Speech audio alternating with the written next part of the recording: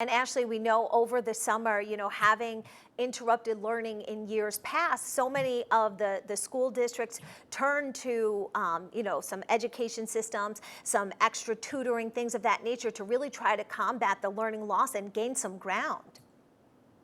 They absolutely did. And, we've talked about this a lot on the show. We run a high dosage tutoring program across the state, the NJ Tutoring Corps, and we saw huge gains from our scholars and we were working with. They started 2 years behind in some cases in reading and math.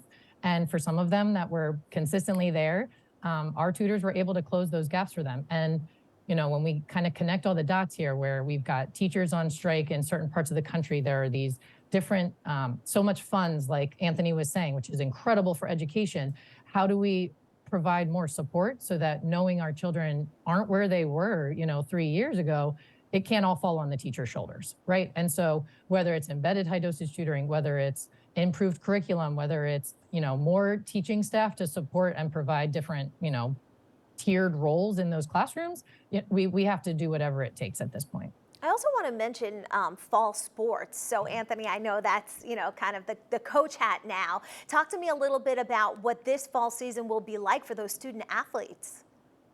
Yeah, I mean, we're really rolling this out. New York State started Monday, or football started on Saturday, but everyone else started Monday. And we're really just moving forward almost in a way pre-COVID at this point. Obviously the regulations have been scaled back tremendously. So you still have to monitor, but there's not the testing going on that there was, or everyone had to be tested or vaccinated, at least not in New York State public.